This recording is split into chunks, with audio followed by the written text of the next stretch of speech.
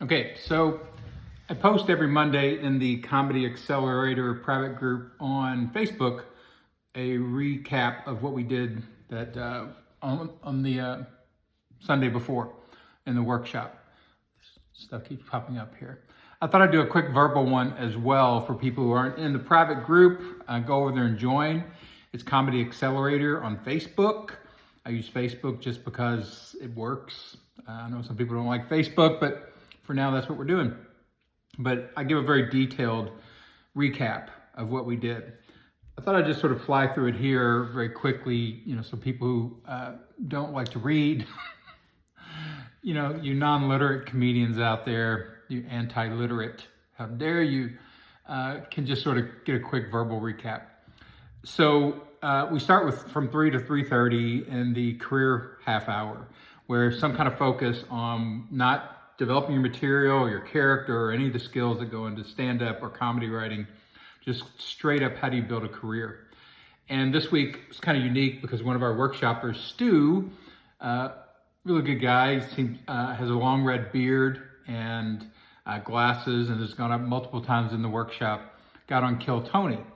And if you don't follow Kill Tony, if you don't know exactly what that is, go check it out because it is a phenomenon for stand-up comedians. They figured out how to monetize and make interesting, really bad open mic nights. So it's kind of fascinating, and I applaud them for being able to do that because it's a thing. So he got on there, and that means 2, 3, 4 million views. That's an incredible amount of human beings around the world who suddenly get exposed to you. That's insane. That's more people than you will ever be seen by in your entire life for most people. And it happens in a 10-minute slot. So incredible energy and possibility career-wise. I thought Stu did great. He had 2 things on there that worked really well in the media. He did what would be a stupid human trick on David Letterman, and that he showed he could kick himself in the head, which is pretty funny. And then Red Band tried to do that and hurt himself. So that was funny too. And then he recreated a sort of deviant story about doing lines of cocaine off a woman's boobs. And then they recreated that with Adam Ray, which I thought was pretty funny too. So giving this panel something they can play with is really the key to Kill Tony. And that's an art in itself, figuring out how to be interviewed. Like when I worked in talk shows, that's a full guest producer job. Is when people come on the show, they typically, even the big time celebrities, not sometimes the big time celebrities have done so much they don't need help, but they want to be, they want to run through the stories. They want to tell the producer what they're going to do. They want to set up the questions, and the show itself wants to make sure it's never going to get boring, so they pre-produce the questions and the interviews. And so using all those professional techniques to get ready for a big career moment like that kind of exposure is a really good idea. So we talked about that for a while. Secondly, then we jumped into this week's topic, which is character work for stand-ups. Stand-up is powered really by a few different things. I have like 30 major things that I talk about, but there are 5 primary ones: your script, your performance, your character, your connectability with the audience, and crowd work. And character is probably the most valuable one. If you can really establish yourself as a super strong character, the audience a lot of times won't remember your jokes, but they'll remember you visually, what kind of person you are, what it felt like when you were talking to them. And that's all character work.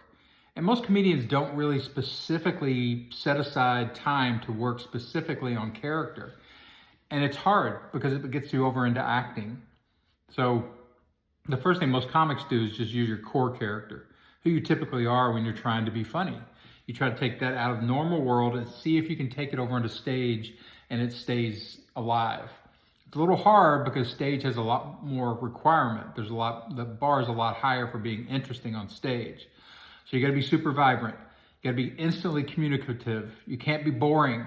And all those things come to bear on stand-ups. And one of the things we talked about yesterday was you can have material. Material's only interesting usually when it's a punchline. And if you're boring people with the material in between and you don't have any character or any performance stuff to give them, you lose audience energy and connection constantly. And you don't want to do that as a stand-up because it puts so much pressure on your punchlines. So how do you be a funny, engaging, charismatic, magnetic character on stage? And there are two really ways of doing that. One is to use your core self, get all the things out about you that don't help comedy, like get those off of stage, figure out the ones that do help comedy that you naturally do, and just amplify those on stage. Kind of lock those in, freeze them, and repeat them forever. And most comics, that's what they do. They pick things that they're already good at, that they're familiar with, that they like doing, and that the audience likes. If you look at Louis C.K. and a lot of hardcore comics, they smile a lot, even though they're talking about sometimes horrific things and thoughts. They smile. And then every once in a while, like Louis will also do pensive. He'll be thinking about something. But he really only does maybe 3 emotions through his entire show. And he's one of the best comics ever. So it doesn't have to be huge range, it just has to be really strong with what you do. The other thing is your acting skills, where you can use basically your voice, your face, your body, your costuming, your hands, all the tools of acting to create new characters constantly. So if you're doing an act out of a joke, instead of just kind of acting it out, you fully act it out. You really inhabit that character, and you learn all the acting things that bring that character to life on stage. And it's much more powerful when you do that. Again, going back to the Stu thing, Adam Ray is great at doing impressions of like Dr. Phil. And in this episode, he did an impression of a black woman that Stu had picked up, and literally went through the scene of, well, tell us, Stu, what happened.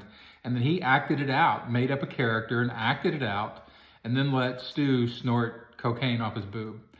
And so it was, really fun to watch because, again, there was acting in it. And Adam Ray's a good actor, especially a good comic actor. I don't know what else he does narrative-wise, but he can definitely nail characters. So for stand-ups, setting your character and then showing that character vibrantly on stage is what we worked on. People went on stage and I gave them an emotion, which is anxiety, to see if they could portray it, because it is one of the core comedy emotions.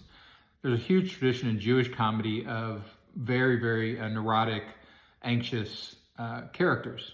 Woody Allen, Richard Lewis, the list goes on and on.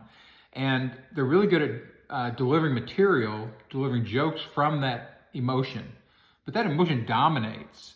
It's kind of weird watching Woody Allen movies because he makes that character, sometimes when the lead character is not him, he makes them basically do an impression of him.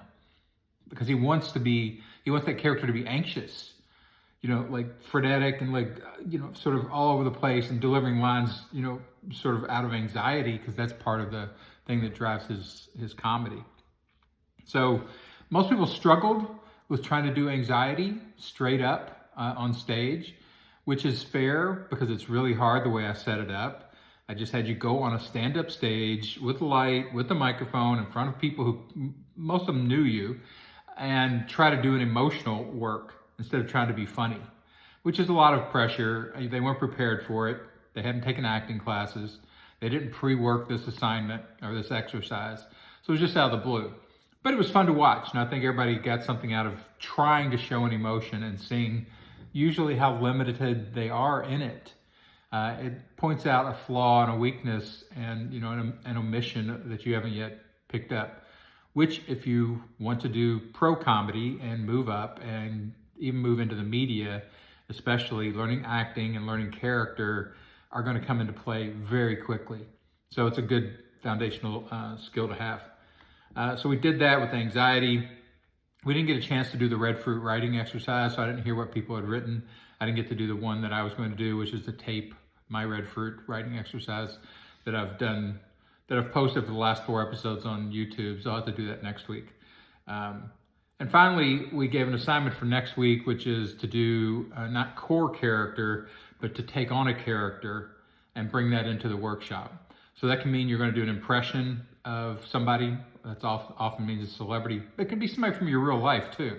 Maria Bamford is amazing at doing real life impressions of her mom and her sister and a temp agency manager. Like basically anybody she runs into, she can do an impression of them, and it's super powerful.